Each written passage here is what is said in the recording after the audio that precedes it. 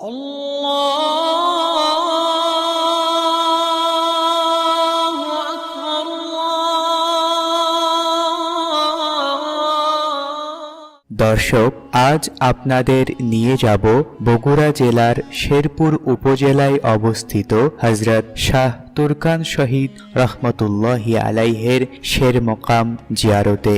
আজকে আমরা তার স্মৃতিচারণ করবার চেষ্টা করব। ইসলাম আর মুসলমানদের উপরে যে নির্যাতন নিপীড়ন হয়েছে, ঠিক তারই একটি অধ্যায় আজ তুলে ধরবার চেষ্টা করব।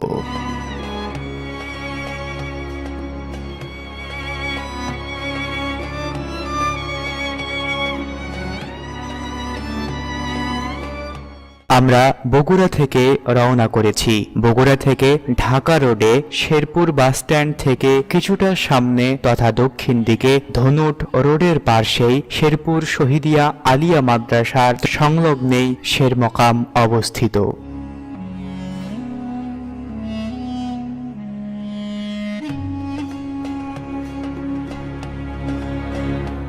হিন্দু প্রসিদ্ধ এই শেরপুরে তখন ছিল জমিদারদের মহাদাপটের যুগ। মুসলমানদের ধর্মীয় অনুষ্ঠান পালন করা তো দুরূহ ব্যাপার, গরু জবাই ছিল দুঃসাধ্য ব্যাপার। হিন্দুরা হযরত তুরকান শহীদ রহমতুল্লাহি আলাইহের শের মকাম তথা মস্তক মোবারক দাফনের স্থানে পূজার পুষ্প অর্পণ ও ঢোকঢাল পেটাতে শুরু করলে যথাসংখ্যক মুসলমান এর প্রতিবাদে সোচ্চার হন। শুরু হয় হিন্দু মুসলিম সংঘাত। তৎকালীন সময়ে বগুড়া জেলার কাহালু উপজেলার ডোমর গ্রামের মাওলানা হাসান আলী সাহেবের অনুপ্রেরণায় মাজারের পবিত্রতা রক্ষা ও ধর্মীয় শিক্ষার প্রসার কল্পে এখানে একটি ধর্মীয় শিক্ষা প্রতিষ্ঠান মাদ্রাসা স্থাপনের পরিকল্পনা করা হয়। বর্তমানে এটির নাম শেরপুর শহীদিয়া কামিল মাদ্রাসা। তৎকালে এর নাম ছিল শেরপুর জামিউল উলুম সিনিয়র মাদ্রাসা। বর্তমানে মাদ্রাসা ক্যাম্পাসে অখণ্ড জমির পরিমাণ প্রায় 22 বিঘা। এখানে শাহ তুরকান শহীদ রহমতুল্লাহি আলাইহের নামে একটি মসজিদও নির্মাণ করা হয়েছে, যেখানে হাজারো মুসল্লি শত শত মুসল্লি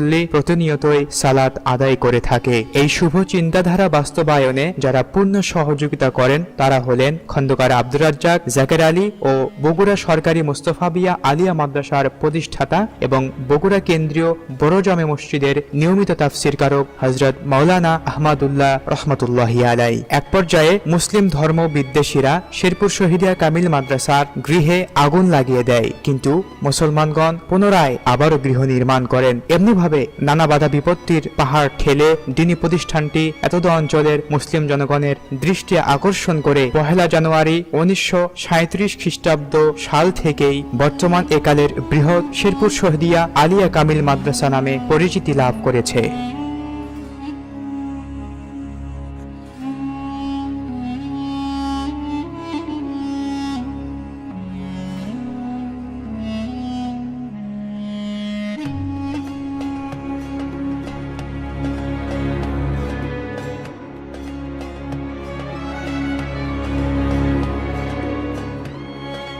হযরত শাহ তুরকান শহীদ রহমতুল্লাহি আলাই তুর্কিস্তানের অধিবাসী ছিলেন। রাজা দ্বিতীয় বল্লাল সেনের শাসনামলে তাওহীদের ঝান্ডা হাতে নিয়ে ইসলাম প্রচারের জন্য তুরকান শহীদ রহমতুল্লাহি আলাই শেরপুরের সোনাঝরায় শুভাগমন করেন। অহংকারী বল্লাল সেন তার আগমনে ক্ষিপ্ত হয়ে প্রচণ্ডভাবে বাধা সৃষ্টি করেন। করতোয়া নদীর পশ্চিম তীর ধর্মকাম বর্তমান হাওয়াখানা নামে পরিচিত এই স্থানে সংঘটিত হয় এক রক্তক্ষয়ী যুদ্ধ।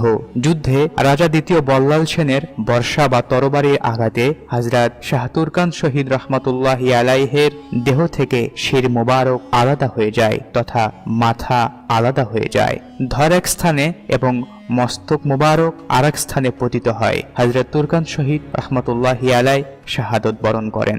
দাম্ভিক বল্লাল সেনের দুরাচার সৈন্যবাহিনী শির মোবারকে মস্তক মোবারকে বেইজ্জতি করার জন্য চেষ্টা করলে আল্লাহ সুবহানাহু ওয়া তাআলা কুদরতি কারিশমায় হযরত শাহ তুরকান রহমতুল্লাহি আলাইহের শিরটি এই স্থানে নিয়ে আসেন।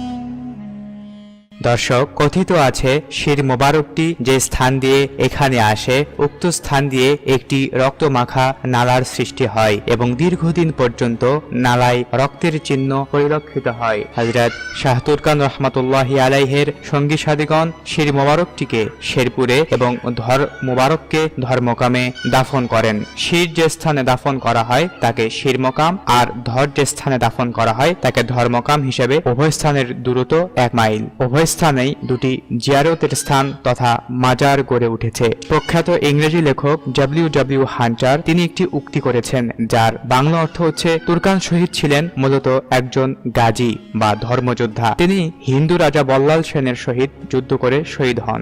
যুদ্ধক্ষেত্রে যে স্থানে তার মস্তক চ্যুত হয়ে ভূমি স্পর্শ করে সে স্থানটি শিরমকাম এবং যেখানে তার শির শূন্য দেহ পতিত হয় তা হচ্ছে ধর্মকাম নামে অভিহিত হয়। তুর্কান শহীদের দরগাহকে জনসাধারণ অতীব ভক্তি ও শ্রদ্ধার সাথে সম্মান করে থাকেন। আর এটি হচ্ছে প্রখ্যাত ইংরেজি লেখক ডব্লিউ হান্টারের উক্তি। যুগে যুগে দিন প্রচারের জন্য শত শত আউলিয়ায়ে কেরাম আমাদের দেশে জিহাদ করেছেন, আত্মপ্রাণ প্রচেষ্টা করেছেন। আমরা তাদের শ্রদ্ধা করি, ভক্তি ভরে হাজারো সালাম তাদের প্রতি রইল। ভালো থাকবেন, সুস্থ থাকবেন এই আশায় প্রত্যাশায়। আসসালামু আলাইকুম ওয়া রাহমাতুল্লাহি ওয়া বারাকাতুহু।